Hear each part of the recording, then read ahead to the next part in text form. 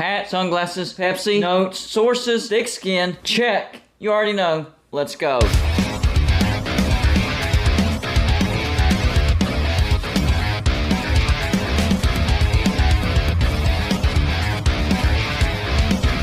Golden Blooded is a college football YouTube channel for entertainment. So make sure to hit that like and subscribe button, and let's get into our next college football video. Don't forget to send gear to represent your team. The address is P.O. Box 360, Liberty, South Carolina 29657. Keep the comments flowing. I'm telling you, this is helping me so much as far as keeping the content flowing while the off season is ongoing. Usually around middle to late May, it picks up again. But right now, people are just not interested in college football. So you have to think of content that people are interested in. And I'm glad I came up with this idea because you guys have great ideas. So remember, if you have a video idea, make sure to put it in the comments section and I might use your video idea on my next video. Today's video idea is from Gary Saney. I'm guessing that's how you pronounce your last name. Not quite sure. If that's not, correct me in the comments, Gary. Here's what he has to say. Here's an idea. I hope you like it. We'll see. Can you do a series of videos on the best case, likely case, and worst case scenarios for each team in the PAC and ACC? Say one video per team. However you want to structure it. That's a great idea. But instead of just focusing on the PAC and the ACC,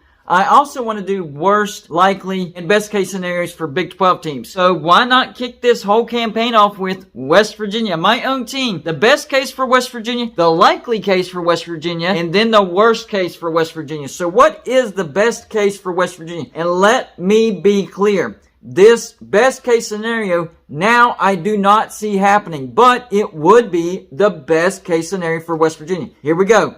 West Virginia goes to the ACC. Notre Dame also joins the ACC as a full-time football member. The ACC doesn't stop there. They also go out and grab basically the rest of the Big 12. Cincinnati, UCF, TCU, Baylor, Texas Tech, Kansas, Kansas State, Iowa State, and Oklahoma State. Sorry, BYU, you're just too far out west. And sorry, Houston, I don't like Dana Holgorsen. But you know what? If you fire Dana Holgorsen, then sure, why not? Bring in Houston as well. On top of that, everybody in the ACC stays, and the ACC becomes a powerhouse conference. Remember what I said. This is my best case scenario. I don't think this is going to happen. I do not whatsoever.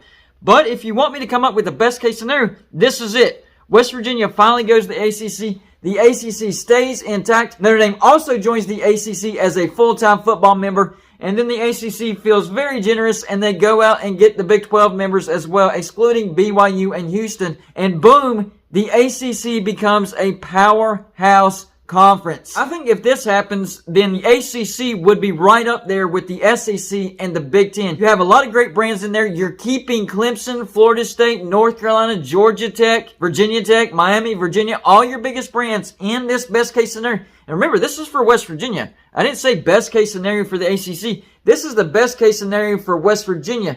So why the ACC hasn't realized that what's good for West Virginia is also good for the ACC, I have no idea.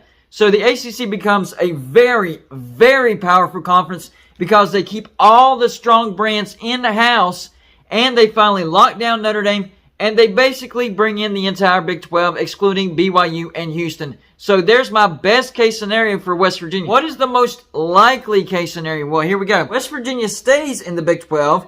The 8 teams, whoever they are, needed to vote to dissolve the ACC grant of rights finally do so. The Big 12 picks up Pitt, Virginia Tech or Miami Hurricanes, Louisville, and Syracuse. So the Big 12 strengthens the west side of the conference with 3/4 of the four corner schools, talking about Arizona, Arizona State, Colorado, and Utah, with Oregon and Washington. I think once those 3/4 of the four corner schools do go over to the Big 12, Oregon and Washington looking around, there's only 4 of us left. I guess we have to go to the Big 12 because the Big 10 doesn't want us because I do think the Big 10 gets Cal and Stanford. I've done multiple videos on that. So they strengthen the west side by grabbing those 6 teams, but they also strengthen the east side of the conference by grabbing the teams that I mentioned. Pitt and either Virginia Tech or the Miami Hurricanes, Louisville and Syracuse. I do think they would be able to get Pitt, Louisville, and Syracuse for sure. And then it would be a toss-up between Virginia Tech and Miami Hurricanes, whichever one the ACC didn't grab. Which, to be honest with you, I think the SEC would grab Virginia Tech. The Big 12 would have to take Miami Hurricanes. Which, I'm not complaining too much. Don't take this the wrong way, Miami Hurricane fans. But we have a stronger rivalry with Virginia Tech. That's the only reason why I would prefer Virginia Tech. It would make sure West Virginia plays Virginia Tech on a year in and year out basis. So do not take that the wrong way, Miami Hurricane fans. I only prefer Virginia Tech because they are a rival. That's it. But you know what? Miami Hurricanes, that would be a great brand. I would not complain whatsoever. I just prefer Virginia Tech just a little bit. This is the likely case scenario. I really, truly believe that. I think Oregon and Washington are trying to get partial revenue from the new Pac-12 TV deal. In other words, they will get the most money, more than anybody else in the Pac-12. And that will make 3/4 of the four corner schools say, screw this, we're off to the Big 12, we're going to make more money, and we're not going to be disrespected. Once that happens, then the Pac-12 is down to 4 members. And that's when Oregon and Washington finally have to make that tough decision that they don't want to make because they'd rather be in the Big Ten. But the Big Ten is choosing Cal and Stanford. But finally, they have to do it. And they're like, yes, we will join the Big 12. So the Big 12 is very strong on the west side. But you have to balance it out. I do think those 8 teams will vote to dissolve the ACC grant of rights in the next year or 2. Whenever that happens, we can pick up these good, solid brands from the ACC. And it strengthens the east side of the Big 12.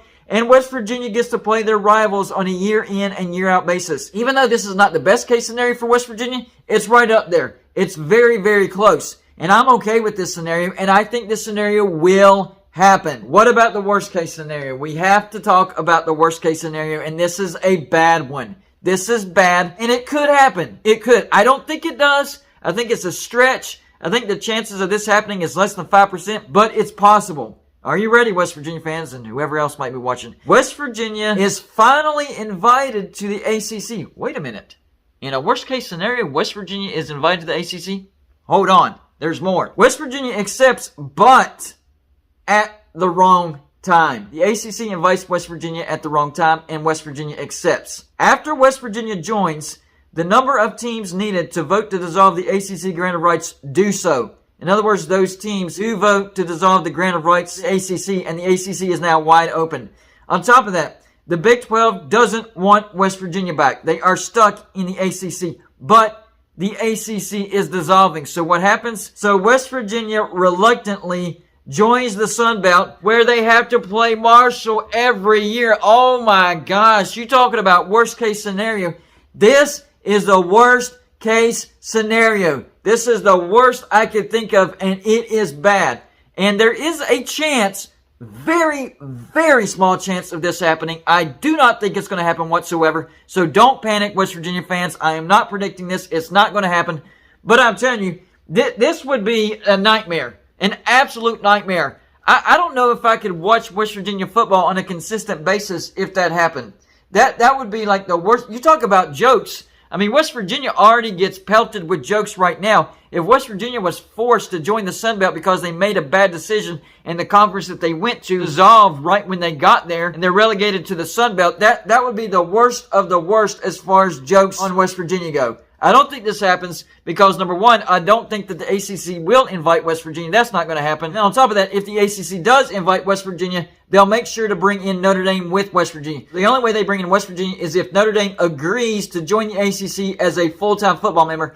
And if that happens, the ACC is not dissolving. I don't think anybody leaves if that were to happen. That goes back to the best case scenario. So the chances of the worst case scenario happening, not very high at all. In fact, I would put it at the lowest. I'd give the worst case scenario probably around a 5% chance of happening. The best case scenario, I'd give maybe a 10% chance of happening. That means with the likely case scenario, I'd give it an 85% chance of happening. I think what I mentioned in the likely case scenario is exactly what happens for West Virginia. So y'all let me know in the comment section, do you agree with me? Do you think this is the best, the most likely, and the worst case scenario for West Virginia? And do you agree with me about the most likely case, and that's exactly what happens for West Virginia? Or do you think maybe the best case scenario happens, or maybe the worst case scenario happens? That's all I got for this show. Like and subscribe if you haven't already, and I'll see you on my next show.